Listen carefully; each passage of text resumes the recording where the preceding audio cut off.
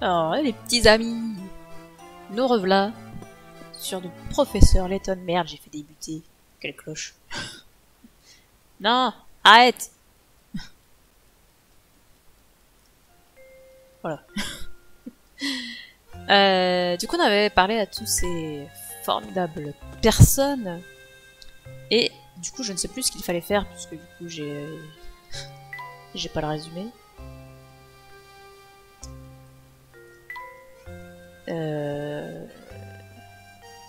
Qu'est-ce que c'est que ça? Ce matin, j'espérais pouvoir commencer la journée par de bonnes tasses de thé, mais cela ne reste pas effectivement. Le deuxième jour d'enquête assez mystère, inspecteur Shelman a connu comme manoir. Quelque chose me dit qu'il faut mieux ne pas trop me faire attendre, mais ça c'est bon. Voilà comment l'inspecteur Shelman a accueilli, alors là, quand tu pour Mathieu qui lui a ouvert à faire des pâtisseries, il a principé que notre enquête déborde sur la sienne, c'est un peu agressif. Faut aller voir Ramon. Il est vrai. Il faut trouver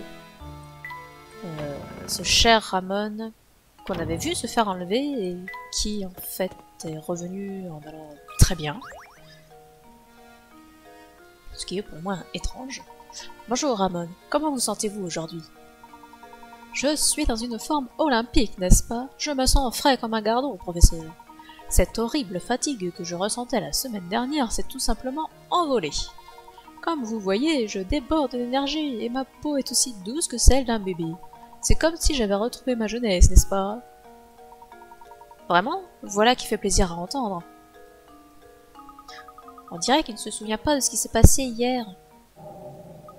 Il n'a vraiment aucune idée de ce qui lui est arrivé.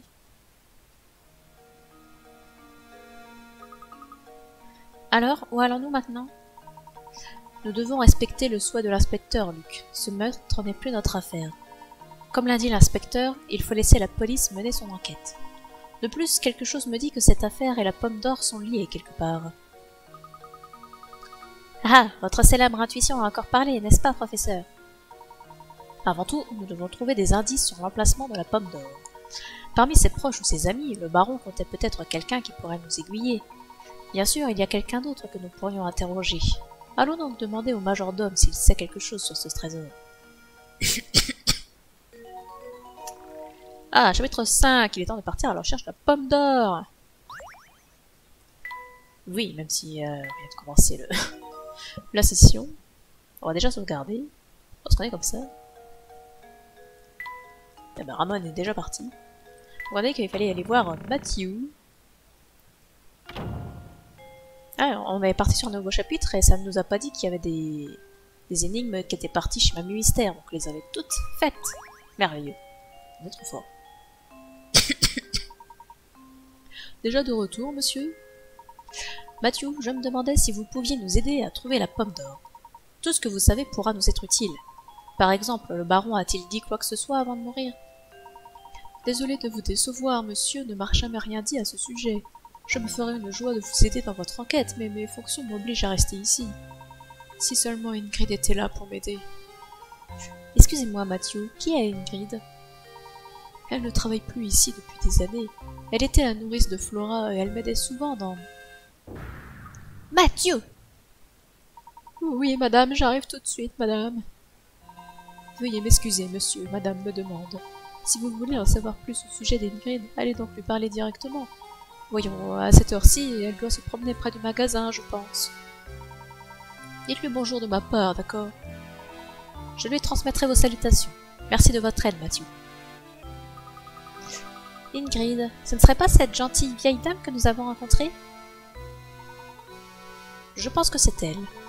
Nous l'avons vue sur la photo montrant Flora dans les bras de sa mère. Allons la trouver. En route. Le magasin est tout près du manoir, non? On y sera en rien de temps. Et peut-être... Mais avant tout, est-ce qu'il y a des énigmes sur la route? Genre sur ce bateau? Non, pas d'autres énigmes de bateau. Ah bah tiens, elle est là, la petite vieille. La baronne est une femme sublime, n'est-ce pas? Ça oui, une vraie beauté, une vraie perle. On voit pas tous les jours des femmes comme elle, je vous le dis. Ok. La mamie. Tiens, mais c'est monsieur... Monsieur Layton, non, c'est bien ça. Mon nom est Layton, madame. Ah oui, c'est vrai, monsieur Layton. Que puis-je faire pour vous, monsieur? Matthew, le majordome du manoir, nous a dit que vous aussi, vous aviez travaillé pour les Reynolds. Ce serait très gentil si vous acceptiez de nous parler du baron. Du baron, vous dites? Tout ce que je pourrais vous raconter remonte à bien des années, vous savez. Ne vous inquiétez pas, madame, cela nous conviendrait parfaitement. D'accord, je pourrais vous parler du baron et de sa défunte femme. Monsieur et madame étaient comme deux adolescents. Je n'ai jamais vu quelqu'un d'aussi amoureux que monsieur. Lorsque madame est morte, Flora était tout ce qui restait à monsieur. Il a élevé cette petite fille avec tout l'amour dont un enfant a besoin. Il lui ramenait des jouets de tous les pays du monde et des peluches aussi grandes que vous. Il était d'excellente humeur à cette époque. Il voulait que Flora reçoive toute l'affection possible. Où est donc Flora aujourd'hui? Je n'en ai aucune idée. Je ne sais pas du tout où elle est allée. Quand elle a quitté le manoir, je ne travaillais plus pour les Reynolds depuis longtemps. Certains pensent que Dahlia Reynolds a mis Flora à la porte pour garder la fortune de la famille. Ne croyez surtout pas cela. Monsieur aimait tellement Flora qu'il n'aurait jamais accepté cela, j'en suis sûre. Je viens de me souvenir, la tombe de madame se trouve dans le jardin du manoir. Je me demande qui en prend soin aujourd'hui. La première femme du baron sera enterrée dans le jardin. Merci de votre aide, madame. Luc, retournons au manoir. J'ai le sentiment que cette tombe peut nous donner l'indice dont nous avons besoin. Mais pas tout de suite. On va d'abord aller voir s'il y a des petites énigmes qui se cachent quelque part. Eh bien, pas ici en tout cas.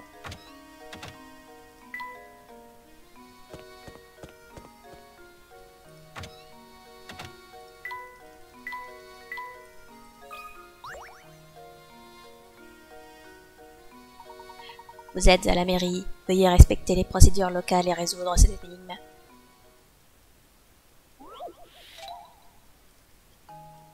Les inéquations.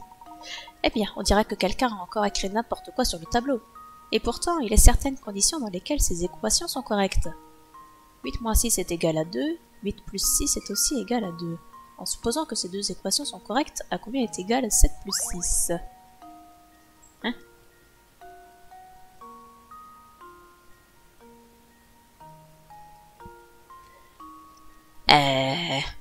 Quoi?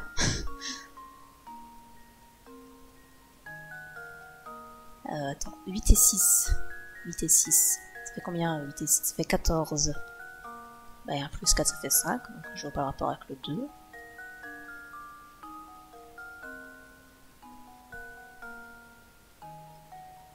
Alors est-ce qu'on s'en fout du signe et qu'on dit juste que c'est la différence entre les deux?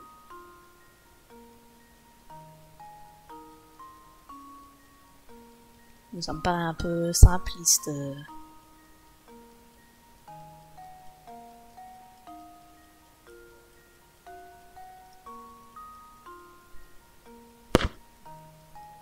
Parce que pourquoi 8 plus 6 serait égal à 2? J'ai envie de tenter 1 juste pour être sûr.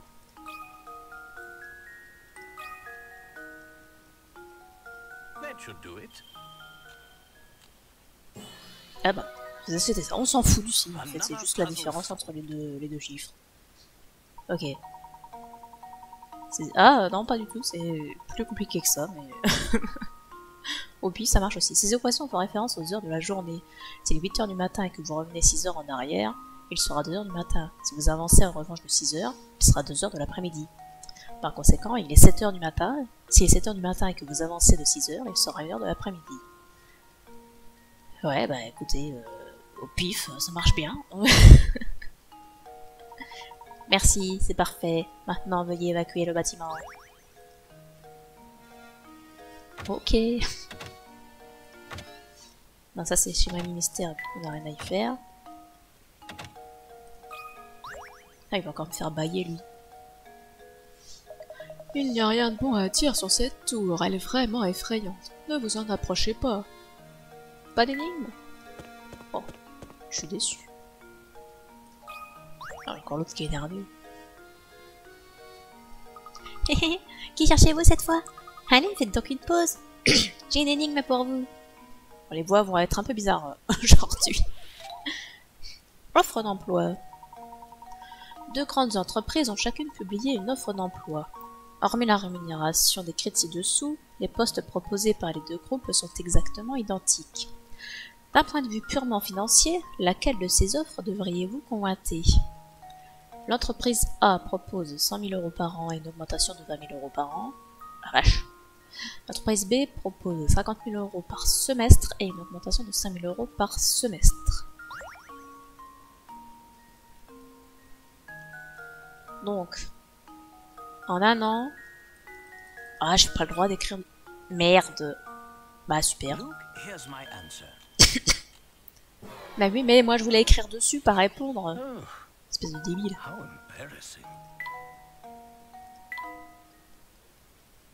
Mais je te jure.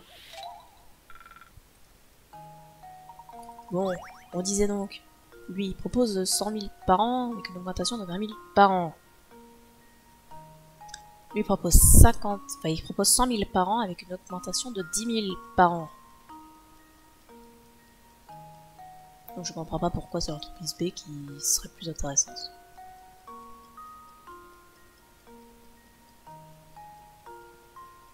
Ah bah non, je suis con. Parce que là, à la fin de l'année, du coup, ça fait 120 000. Là, à la fin de l'année...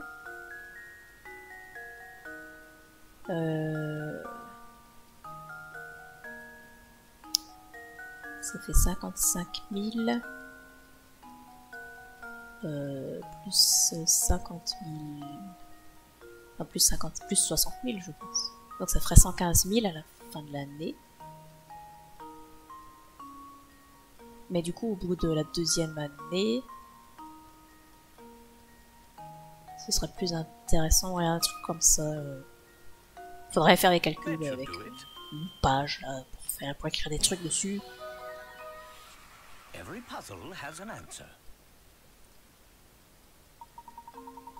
Et voilà, faire année par année. Et en plus, moi j'ai déjà compté les augmentations déjà dans l'année en cours. Donc effectivement, la B c'est plus intéressant. Sur le long terme. Ah, vous avez réussi. Ok, vous avez mérité une récompense. Vous connaissez la baronne, non? Quand vous aurez trouvé ce trésor, elle gastera tout pour elle. Et vous l'aidez depuis le début. Alors, vous vous sentez idiot? C'est normal. Une plante verte. Je supporte pas ces games. Trop, c'est trop! Ça suffit! Je crée une énigme géniale, mais je ne peux la proposer à personne!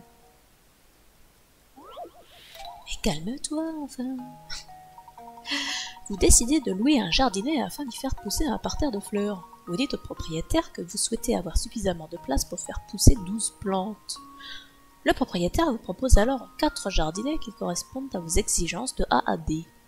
Le prix de chaque parcelle est calculé en fonction de sa superficie, mais également en fonction de la longueur de grillage. Parmi ces emplacements, lequel a le prix de location le plus élevé? Alors, normalement, en termes de superficie, ils sont tous à 12 mètres carrés, on va dire. On va dire que ça fait 1 sur 1. Donc là, il va bien 12. 4 et 4, 8 et 4, 12. Normalement, hein, il a bien dit que c'était... pour faire pousser 12 plantes, les 4 correspondent. Donc maintenant, il faut savoir qui a le plus de grillage. Donc lui, il en a 6. 6 et 8, ça fait 14.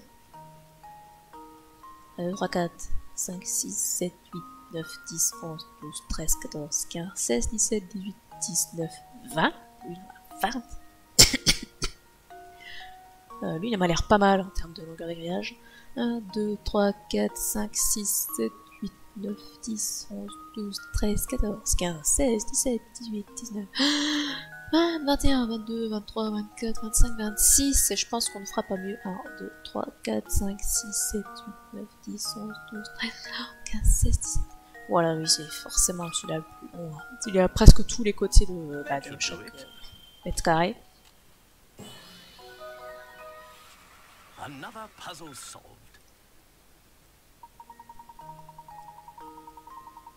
Ouais, parce qu'il requiert le plus de grillage. Et le mieux, c'est effectivement la parcelle A. Non, mais moi qui étais prêt à donner la réponse et tout. Mais non, il a fallu que quelqu'un donne la réponse avant que je donne le feu vert. Ah, bravo. Ah, je vous jure, c'est incroyable le nombre de merveilles qu'on rencontre de nos jours. Il est tellement énervé ce type.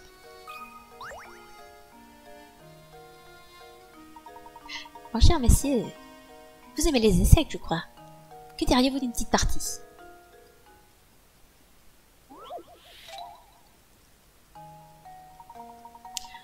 Mais c'est pas des échecs, ça, c'est un jeu de dames. Non, pas du tout. Aux échecs, la dame peut se déplacer d'autant de cases que vous souhaitez horizontalement, verticalement, en diagonale. Êtes-vous capable de placer 4 dames sur cet échiquier de 16 cases? Bien entendu, il y a une condition. Vous devez vous arranger pour qu'aucune dame ne puisse en rencontrer une autre. Donc celle-là, elle va là, ici et là.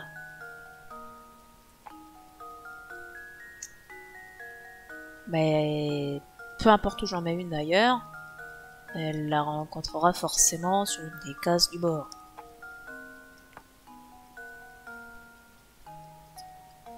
Ici, je fais une croix comme ça, mais elles se rencontreront forcément toutes à un moment ou à un autre.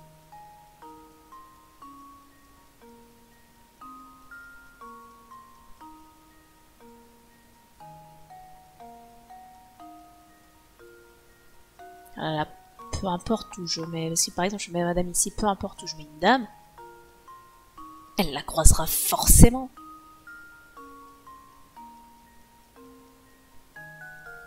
Puisque si je mets madame ici par exemple, ou alors on ne peut pas les bouger en même temps.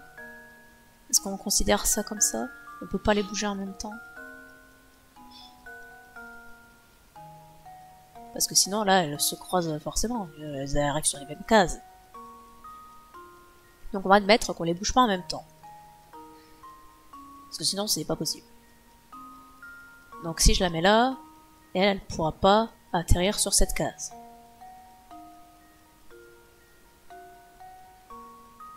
Ok.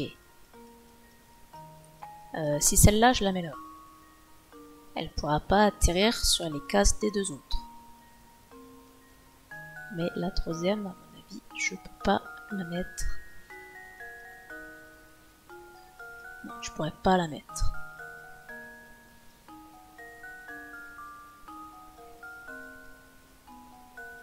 C'est dommage.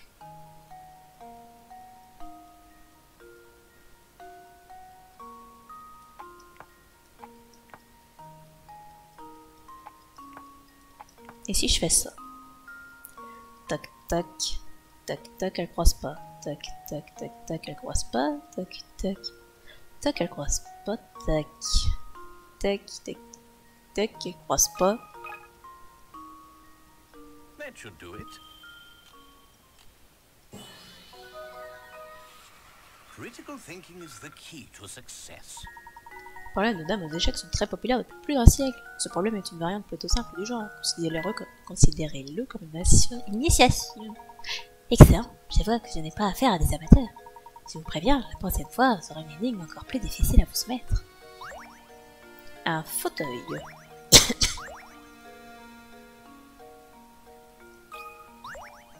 Et le barman, qu'est-ce qu'il nous propose?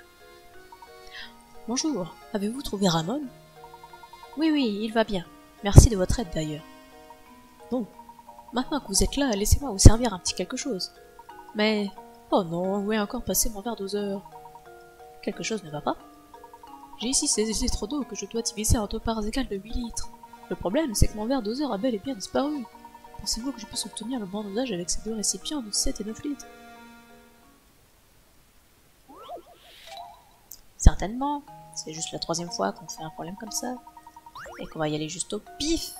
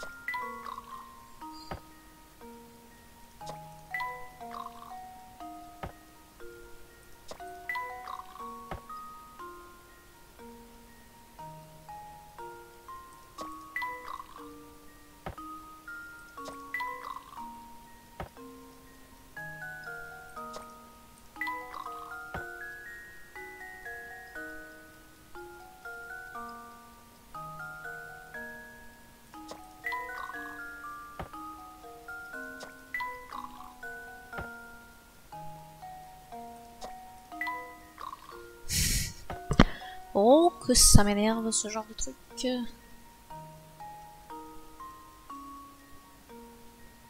J'arrive pas à avoir autre chose que 5 en fait. Et après j'ai 5 et alors.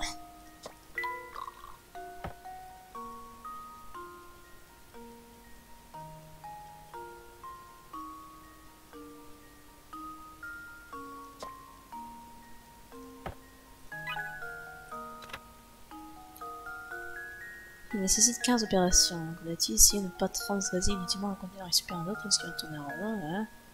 Ouais, d'accord. Ouais, bah, et comme j'ai fait d'habitude, bah, ça veut dire que je fais au pif. Ok.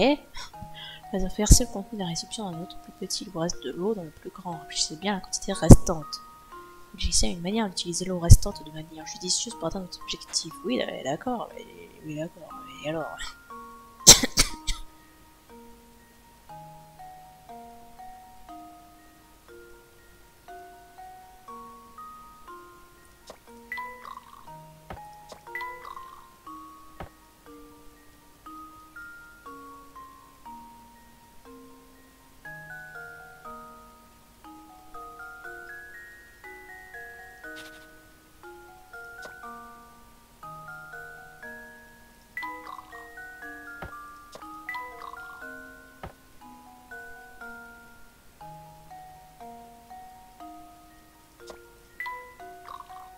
Ah, j'ai jamais fait ça encore.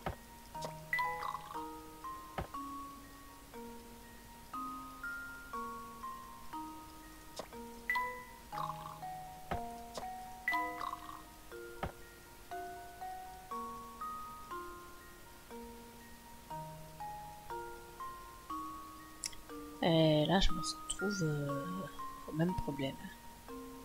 Merde.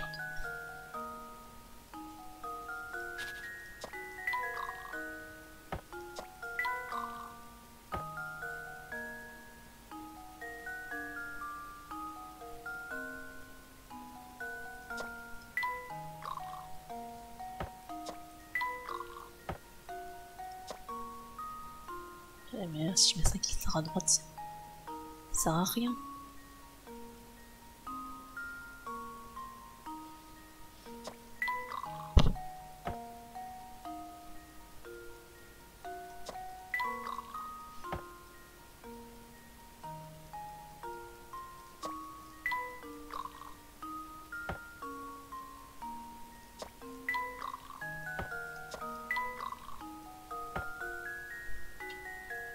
Merde. Je me retrouve avec 9 et 7 encore. Si je fais ça, là j'arrive à 6. Il faut que j'ai 8.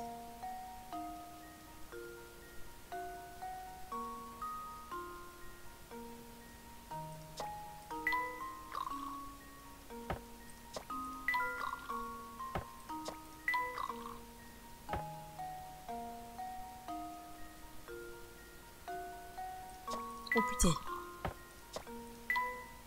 Oh purée, c'est long. There we go. Et en 15 coups en plus, c'est pas dis donc. Quel bol. Another puzzle solved. Ouais, l'épaissement, c'est... La chance, ouais. Ah, génial, je comprends mieux. Merci de votre aide. Je vous engagerai bien comme apprenti. Oh, je voulais vous dire, on dit que le kidnappeur habite dans cette tour. Vous savez, je n'ai jamais rien entendu de bon à propos de cette tour. Gardez vos distances, ok? Un bouquet de fleurs. Oh, je te donne tout à l'été. On a parlé à tout le monde ici, on va aller voir... Ah oui, c'est vrai que c'est un nouveau chapitre, on a une nouvelle pièce.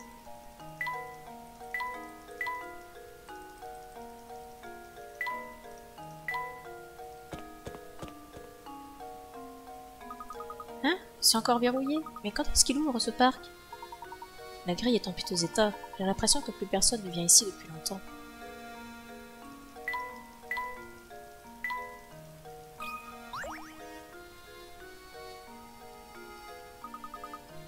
Eh ouais, tu as déjà dit. Donc il n'y a rien à faire ici. Bien. Tant pis.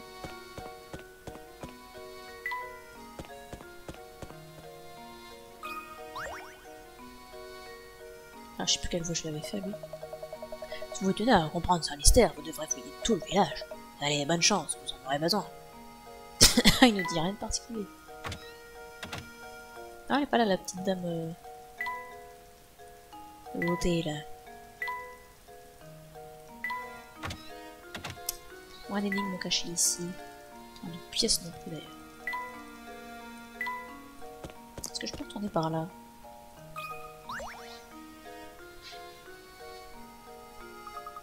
Et qui a bien pu s'amuser à relever le pont-levis?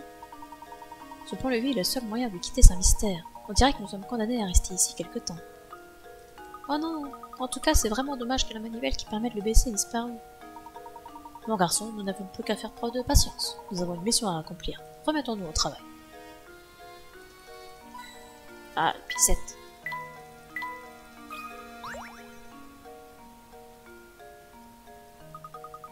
Dommage qu'on ne puisse pas utiliser la Leighton Bowhill pour traverser la rivière. Hein. Je crois qu'on a déjà eu ça. Eh bien, j'adore cet engin, je l'avoue, mais ce n'est qu'une voiture. Ah, Luc, notre conversation me rappelle une excellente énigme avec des voitures. Pourquoi n'essaierais-tu pas de la résoudre? Ah, une énigme. Non, on n'avait pas déjà eu ce dialogue. Embouteillage. La Leighton Bowhill, le bijou du professeur, est coincée derrière une marée de voitures et ne peut pas sortir du parking. Il y a tellement peu d'espace entre les voitures que celles-ci ne peuvent manœuvrer qu'en avant ou en arrière. Ah, il faut déplacer les voitures. Oui. Ce fameux jeu de mots.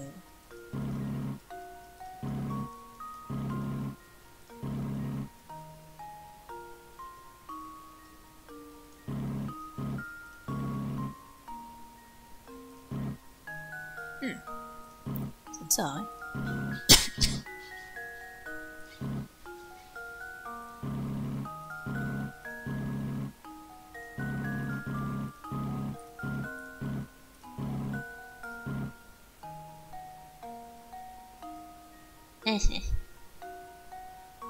Que je suis triste.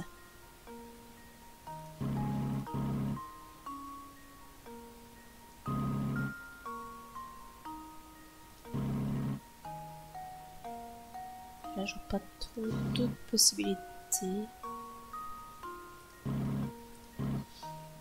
de faire ça en fait.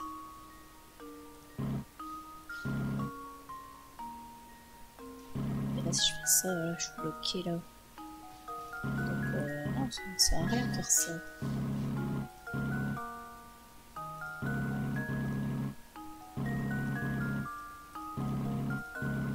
Ah, voilà. C'était facile en fait. Well, here's my guess. Correct. Leighton's apprentice saves the day. On n'a pas essayé de résoudre cette énigme en faisant le moins de déplacements possible. 14 déplacements plus courts. Je comprends pas trop mal, on va être à 16 ou 17. Bien, l'énigme est résolue, mais cela ne me dit pas quand je pourrais retrouver ma chère automobile. Ah, la petite bricole. Et c'est la dernière pièce qui me manque. Vite. Bricole.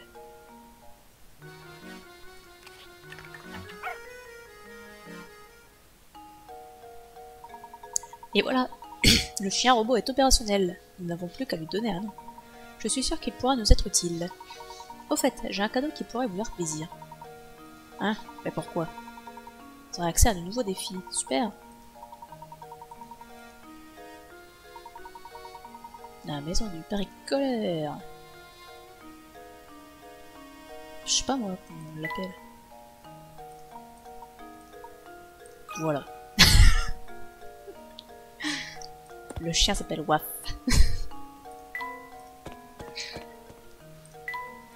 C'est un nom très recherché, n'est-ce pas? Ah, le retour du chat et de la souris. Ce chat et cette souris ont l'air de bien s'entendre, on dirait. Tu le crois vraiment, Luc? J'ai plutôt l'impression que ce chat est en train de tourmenter cette pauvre souris. Mais si tu lui dis qu'ils s'entendent bien, je te crois. Faites-moi confiance, les animaux, c'est ma passion. Au fait, professeur, vous connaissez celle-ci?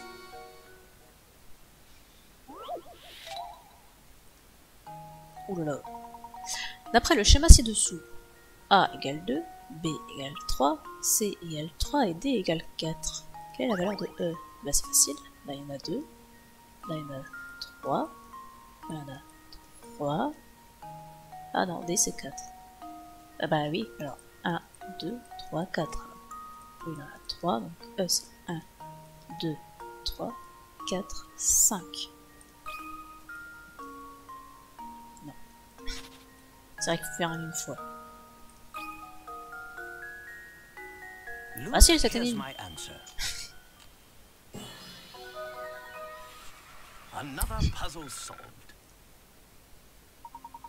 Les chiffres associés à chaque lettre correspondent au nombre de zones qui lui sont adjacentes. Bon sang, moi qui croyais avoir une super énigme, elle était trop facile pour vous. Bah carrément, hein.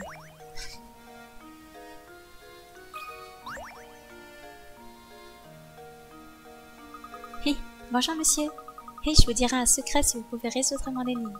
C'est une énigme vraiment très difficile.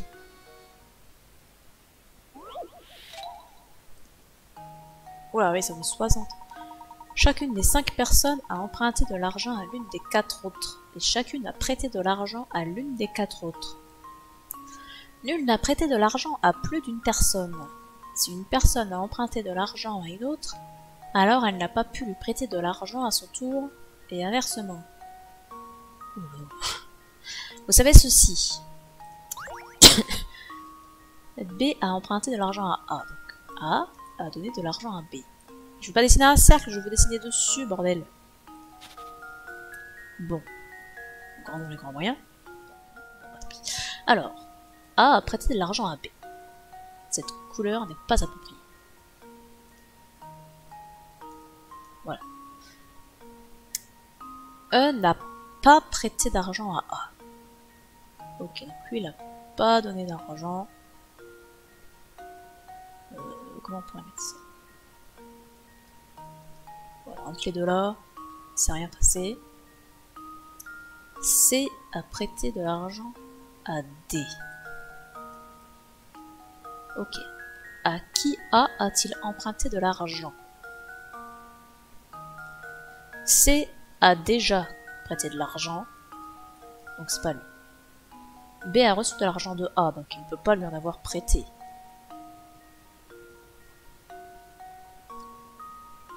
E ne lui a pas prêté d'argent.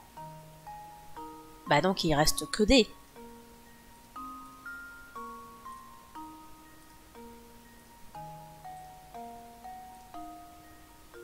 Oh pardon, faire un cercle. Luke, here's my answer. Another puzzle solved. Ah, emprunter de l'argent à D. Si vous essayez de représenter les transactions, la solution est bien évidente. Effectivement. Ouah, malin. Approchez, je vais vous dire mon secret. Je crois que tous les gens qui se font enlever se sentent malades ou fatigués juste avant. Je parie que le monstre de la tour nourrit ses victimes avec de la nourriture super riche. Comme ça, il les attrape plus facilement. Et je parie qu'il leur donne des hamburgers à la crème glacée avec de la mayonnaise et du caramel. Berk. Ou alors peut-être qu'ils choisissent juste les plus faibles du lot. Ce que je ne comprends pas, c'est pourquoi il enlève tous ces gens. Et surtout, pourquoi il les relâche après. Hein? C'est tout ça qu'il faut se demander. Hein? Eh ben moi, je propose qu'on réponde à ces questions une autre fois. Avant de se quitter, on va quand même aller voir à l'hôtel. On a tout donné à Layton. On va voir si ça lui plaît. Esqui, il me suffit de regarder ces fleurs pour me sentir bien. J'étais sûre qu'il me plairait. Une délicate petite touche de nature, absolument charmante. Quelle chance, il est parfait pour lire un bon livre. Et à mon avis, ça va pas plaire. Ouais. C'est bien ce que je pensais. Donc on va rester effectivement comme ceci. Et on va se quitter là, les amis. En attendant, moi je vous souhaite un bon appétit, une bonne soirée, et je vous dis à mercredi. Ciao les amis.